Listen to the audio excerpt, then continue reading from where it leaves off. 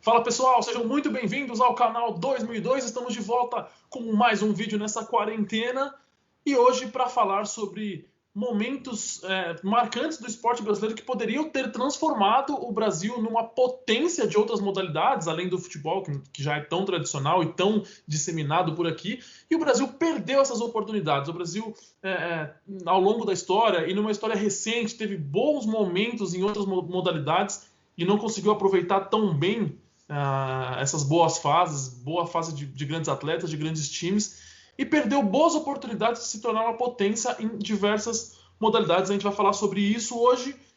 Antes de qualquer coisa, deixa um like aí no vídeo, inscreva-se no canal, caso ainda não seja inscrito, e siga o canal 2002 lá no Instagram, a gente sempre pede isso, @canal2002, beleza? Comigo mais uma vez está o Yuri Rizzo. Fala, Yuri, tudo bem, cara? Fala galera, tudo bem? Lucas, beleza? Enfrentando aqui uma quarentena, né? Agora de cabelo cortado, cortamos em casa mesmo, fizemos uma coisa autoral, vamos dizer assim. Acompanha a gente, pessoal, né? Aquela coisa de sempre. Estamos falando bastante do futebol, o futebol europeu voltou, né? Então tem Bayern campeão, Napoli campeão, a Inglaterra voltando agora também, né? O Gattuso ganhou seu primeiro título como treinador, dedicou para a irmã que infelizmente faleceu aos 37 anos, né? Quem sabe um dia a gente não entreviste o Gattuso também, né, Lucas? É verdade. E também tem especial sobre MLS, NBA e as atualizações dos outros esportes que está saindo aqui. Perfeito. Vamos direto para o vídeo de hoje, pessoal. Momentos em que o Brasil perdeu a oportunidade de se tornar uma potência no esporte. Eu acho que a gente poderia citar aqui única e simplesmente as Olimpíadas de 2016. Ali o Brasil poderia ter se transformado numa potência do esporte. Aliás, antes disso, né, o Brasil poderia ter se transformado numa potência do esporte para sediar as Olimpíadas, mas não aconteceu. E se a gente olha para diversas modalidades, são muitos os momentos, a gente listou alguns aqui. Eu vou começar então, Yuri, falando pelo handball. Porque o Brasil teve um momento maravilhoso no handball ali entre 2008, 2007 até 2013, 14. O Brasil foi muito, muito forte no handball feminino, inclusive conquistando, e aí foi o grande momento dessa geração, conquistando o título mundial de 2013, sendo comandado pelo dinamarquês Morten Solberg, que levou o Brasil, colocou o Brasil num patamar incrível, não só conquistando o título mundial, como colocando jogadoras brasileiras em grandes times no cenário internacional, e levando duas jogadoras brasileiras ao título de melhores jogadoras do mundo. A Duda Amorim e a Alexandra Nascimento, elas foram as número 1 do mundo. Elas alcançaram o prêmio máximo em algumas temporadas. Então o Brasil se viu no topo do handball mundial e poderia ter se transformado numa potência. O que falta? Falta investimento, falta planejamento, falta patrocínio, falta organização, falta uma série de pontos. Falta você subsidiar em algum momento alguma verba para formação de jogadores, falta tradição, falta uma série de pontos. Uma liga, de repente, televisionada. Exato, fortalecer uma liga nacional. Exato, tanto que uma das estratégias do Morten, quando ele assume a seleção brasileira, é fazer uma parceria de clubes brasileiros com clubes internacionais para que as jogadoras brasileiras disputassem as principais competições internacionais. Então, as jogadoras iam disputar competição na Hungria, que é muito forte, na própria Dinamarca. Isso fortaleceu muito o handball brasileiro naquele momento, mas foi uma questão momentânea. Pouco tempo depois, o Morten foi demitido e toda a filosofia e a ideia dele foi desmontada. Enfim, o Brasil perde ali uma oportunidade de ouro de se tornar uma potência no handball. Certamente estaria colhendo frutos maravilhosos hoje. Se o título de 2013 foi quase que um acidente, né? É meio injusto falar isso, mas quase que um acidente, eu digo assim, porque não existia tanto investimento, não existia tanto planejamento, foi meio que na raça ali, com comissão técnica, com jogadoras. Hoje poderia estar sendo uma coisa planejada. Né, quem não acompanha assim, nada de esporte, talvez, né? Ou só, por exemplo, o futebol e o vôlei, né? Estranha até, né? Esse título. Exato. A gente tinha 6 pan-americanos já, né? Tem 6 agora no total seguidos. E realmente a gente vê como tem uma chance disso daí crescer e ter um esporte bacana, né? Uma liga forte. Era um momento importante que você poderia ter fortalecido a modalidade aqui. Enfim, uma grande oportunidade desperdiçada pelo Brasil, Yuri. Lucas, eu separei aqui, falando rapidamente de luta no modo geral, né? Sim. Porque a gente, bom, talvez começando pelo boxe, né, que os grandes nomes Popó e Maguila, né, anos 80 e 90, que ganharam muitas lutas, né, teve muito destaque, né. O pessoal critica o Maguila pelo Holyfield, mas pô, é o Holyfield que a gente tá falando, né?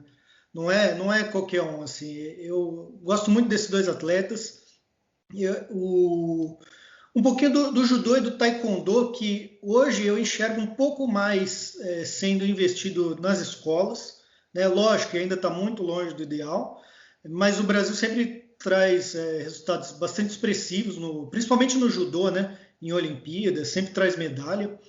E aí eu queria fazer uma pequena separação, a questão, por exemplo, um pouco do boxe e do UFC, né? Porque o Brasil tem, né, Anderson Silva, grande nome, né? Além de outros. Eu não vou prolongar muito aqui. Hoje a gente vê muita academia o pessoal fazendo boxe Muay Thai, né?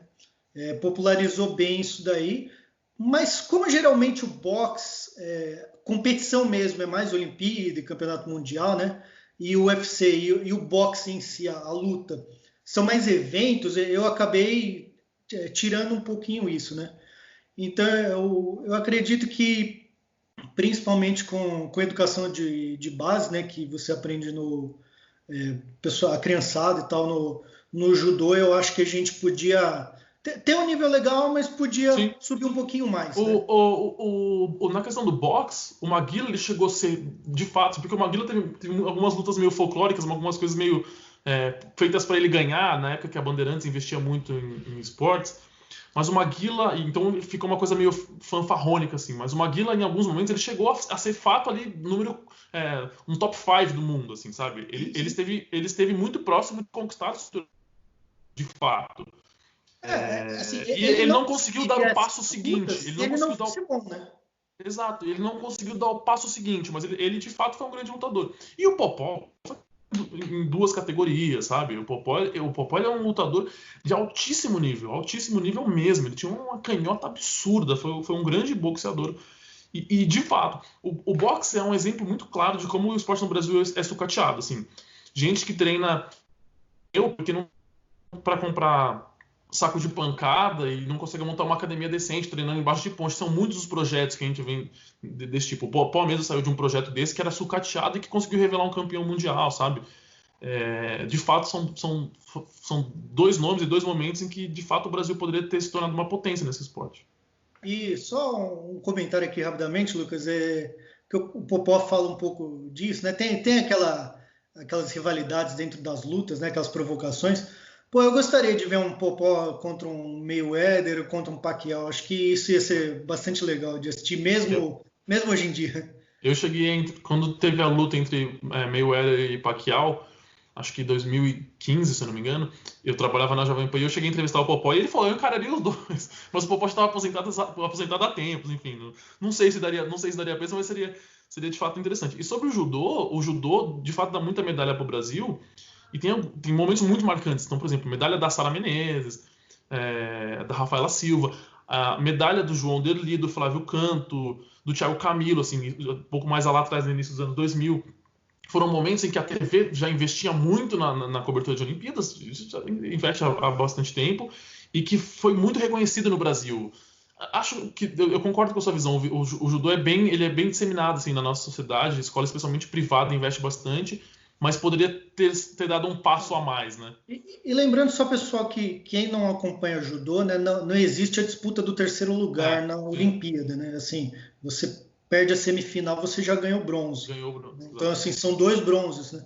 Só o pessoal que não conhece saber disso daqui. Podemos avançar, Yuri? Podemos.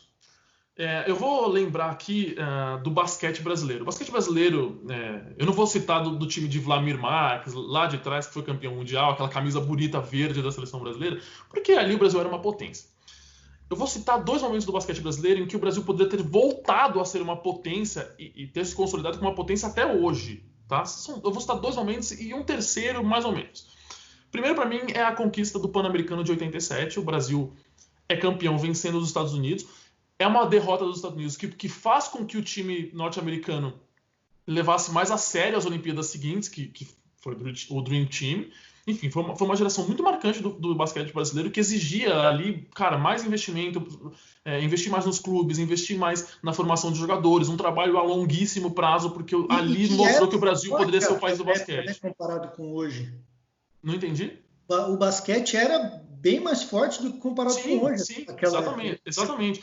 E assim, não é que o Não Brasil foi nem vira. assim, perdemos a chance de investir, paramos de investir, né? Paramos de investir, exatamente, porque até ali o basquete era muito forte. Então, naquele momento, o Brasil perde a chance de se consolidar como uma das potências, como a Espanha é. Eu não vou citar os Estados Unidos, porque os Estados Unidos é fora da curva, mas como a Espanha como Espanha e os Argentina, países do leste principalmente. europeu são, enfim, até como a China conseguiu se transformar.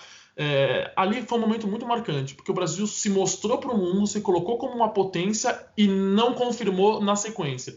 E aí outro momento muito marcante, que é o título mundial da seleção brasileira feminina em 94, que é um time histórico, né, do basquete feminino brasileiro, com Hortência, com Paula, com Janete, que jogava demais, é um time muito forte mesmo, todo mundo conhece esses nomes, e apagou. O basquete brasileiro dali em diante foi ladeira abaixo. Teve alguns bons momentos e não conseguiu mais repetir esse efeito, né? Não conseguiu mais se manter no topo. E aí eu vou citar aqui também um momento que não é que o Brasil quase poderia ter se transformado numa potência, mas o Brasil poderia ter voltado nos trilhos do basquete nacional e poderia estar sendo mais competitivo do que está, que é o time comandado pelo Rubem Manhano ali nos anos 10.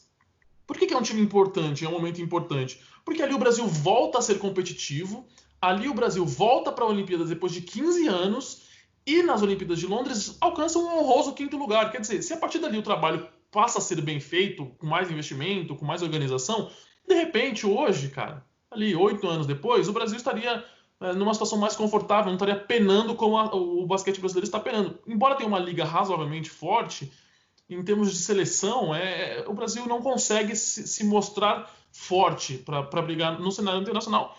Então, assim, o Brasil perdeu grandes oportunidades do basquete, como você disse, Yuri, não só de ser uma potência, porque em algum momento o Brasil era uma potência razoável, mas de se manter no topo, de dar o próximo passo, de se colocar como um país tradicional e forte na modalidade. A gente não ficou nem estancado, a gente deu um passo para trás. Totalmente, totalmente.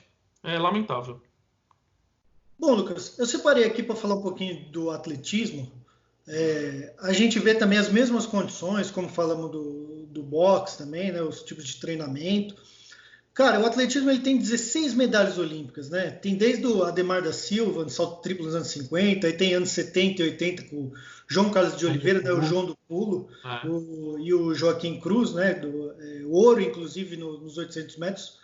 Lembrando que o João do Pulo, Lucas, assim como estava na prova o Ian Campbell, né, que era um australiano, teve uma decisão muito polêmica, porque era na Olimpíada de 80, em Moscou, com árbitros soviéticos, e os dois primeiros lugares soviéticos ganharam as medalhas. Né? O Milton Neves fala que é o maior roubo da história do esporte. E se não é o maior, eu acho que está entre eles. Inclusive para o Ian Campbell, né, que junto com o João do Pulo, que às vezes a gente esquece, tem muita polêmica atrás dessa Olimpíada também. Né? E nomes mais recentes Mauro Rimage e Thiago Braz, né?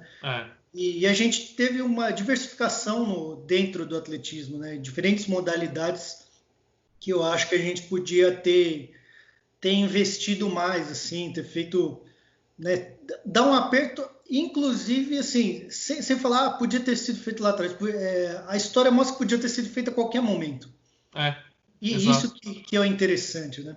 São muitos momentos importantes com muito talento ali, pessoas que conseguiram excelentes resultados em condições precárias. Sim. E que não tiveram e que mesmo assim não fizeram com que um trabalho de planejamento e de investimento a longo prazo fosse feito. Né? E a gente falou inclusive do pessoal do revezamento, né, no outro vídeo que você citou, né? Assim, eu vou acabar não citando todo mundo que teve nas provas, mas assim, para a gente ver como podia e ainda pode dar esse passo, né? Então assim, vamos ficar de olho nisso também, vamos tentar melhorar o atletismo. São muitos momentos marcantes do atletismo realmente e condições de trabalho bizarras assim. Um outro momento importante do esporte brasileiro que nós perdemos a oportunidade de nos tornarmos uma potência, e aí é uma potência mesmo, foi o final dos anos 90 e o início dos anos 2000 para o tênis brasileiro, né? O Brasil passou a ter um jogador histórico, que é o Gustavo Kirten, o Guga, que foi o número 1 do mundo, no início dos anos 2000.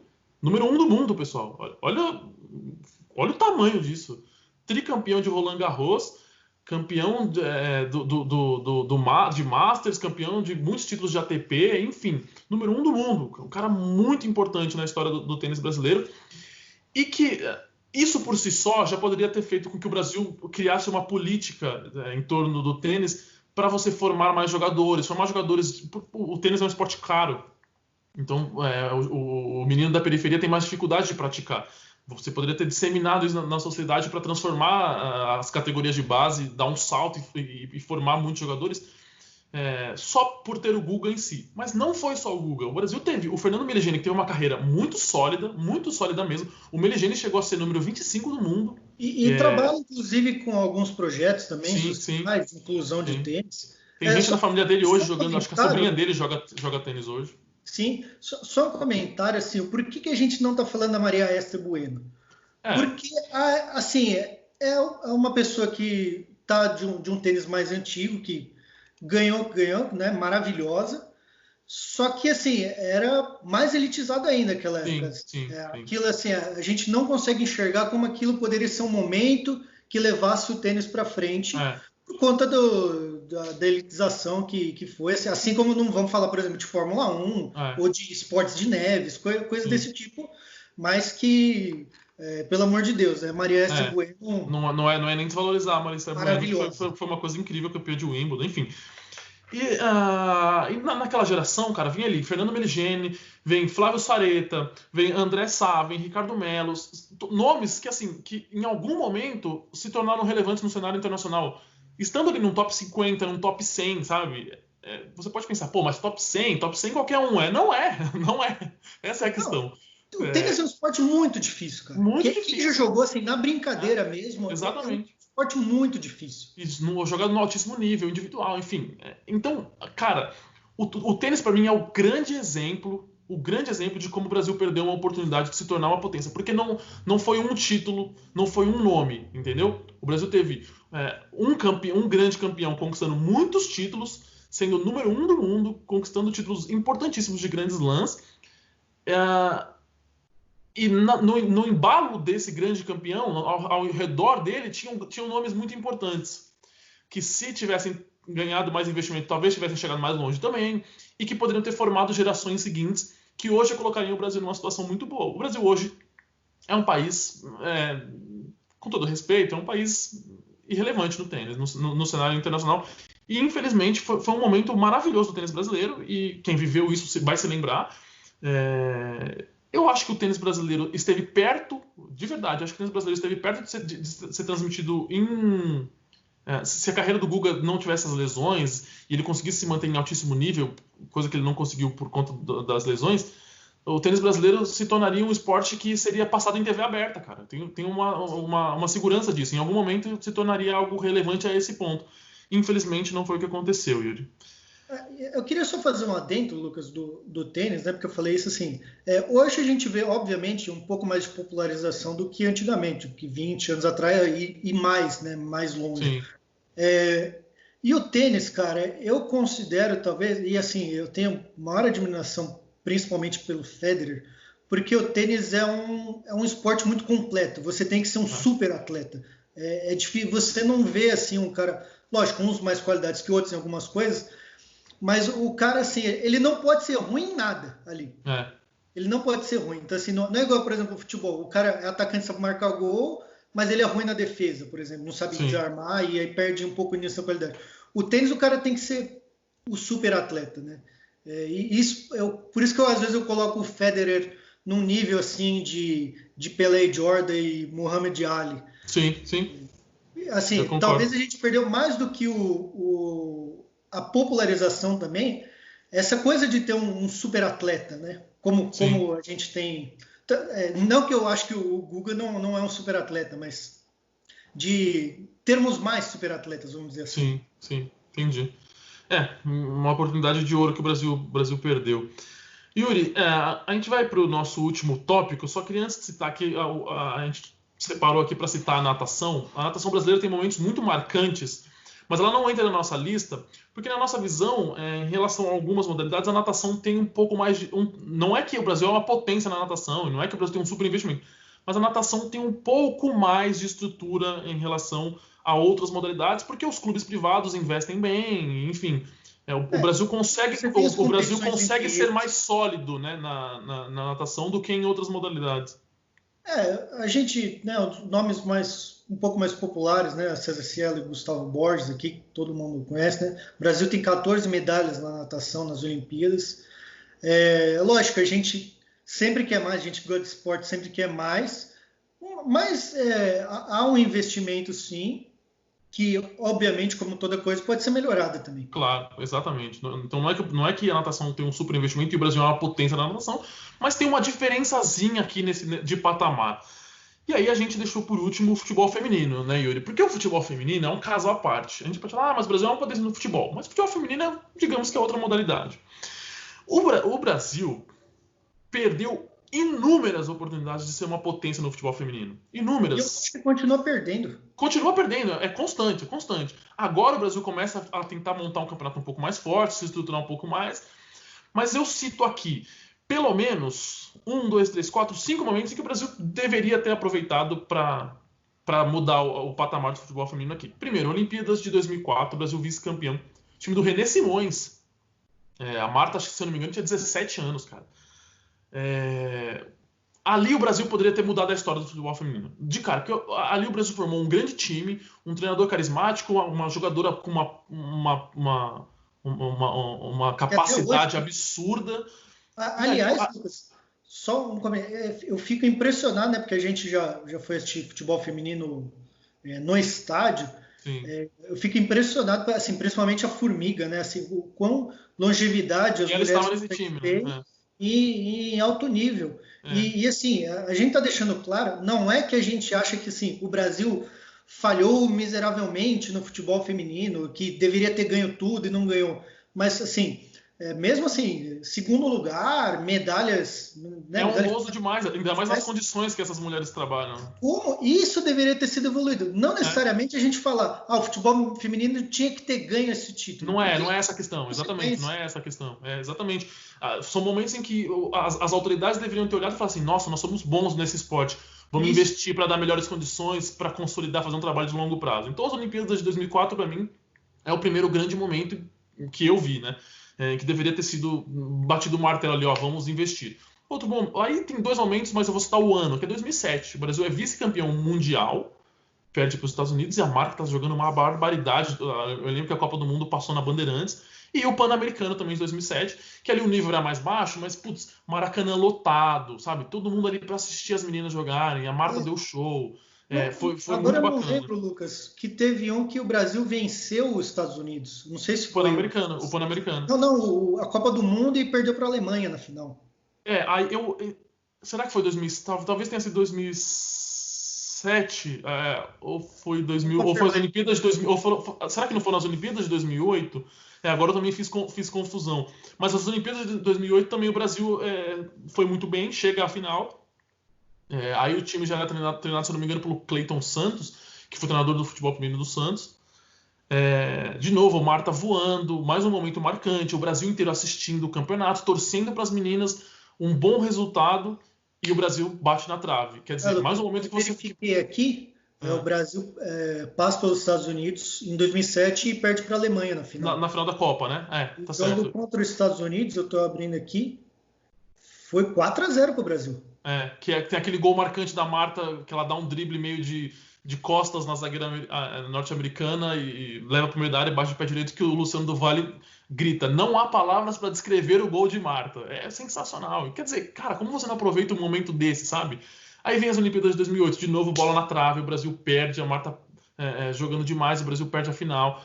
Aí vem as Olimpíadas de 2016, Olimpíadas no Brasil, todo o cenário montado para você olhar e falar assim, cara, agora não tem mais desculpa. O brasileiro tá gostando da seleção feminina, tá assistindo, tá torcendo, tá apoiando, vamos investir. Não investiu. Vem a Copa do Mundo de 2019, de novo, condições precárias, as meninas conseguem fazer muito mais do que esperava-se delas. Acho o trabalho do Vadão muito ruim naquela Copa do Mundo, enfim. Mas o Brasil cai nas oitavas de final, mas teve bons momentos na Copa do Mundo. Acho que tem uma diferençazinha em 2019, porque ali deu um startzinho, talvez ali tenha começado um embrião que a gente vai notar daqui a 10 anos. Talvez. A gente vai ter que aguardar. Mas, enfim, o futebol feminino é um caso claro de como o Brasil vai perdendo a oportunidade de se consolidar como uma potência e de investir para formar um projeto de longo prazo, cara. Com as coisas que acontecem, né, a gente vê isso, principalmente tudo que a gente citou no esporte, né, fica difícil a gente determinar o futuro, porque não é assim, não, beleza. Você vê exemplos, por exemplo, a Alemanha de 2002, né, falou, cara, perdemos a Copa do Mundo, vamos fazer um projeto a longo prazo para ganhar. O projeto resulta em 2014, sabe? São 3 Copas do Mundo no meio. A gente não sabe como vai ser o futebol feminino pós-pandemia, né? Que a gente já tem casos aí de clube fechando, de salário cortando, mandando jogador embora. É triste, assim, mais do que o título, cara. É lógico que a gente quer ver o título, mas de não ver, assim, absolutamente nenhum preparo. Condições, né, cara? Condições, projeto. Eu bato muito nessa tecla principalmente nas competições internacionais, cara, porque eu coloco hoje o Brasil talvez numa segunda prateleira, o momento que está. Não é que o Brasil não tem potência para chegar lá em cima de novo, porque eu acho que faltou um pouco da parte técnica, né, de montar time, de coisa e tal, e preparação física, cara. Assim, a gente precisa ter um campeonato forte, a gente precisa ter jogo, não adianta a gente ter meia dúzia de jogos no ano e achar que as meninas vão chegar voando.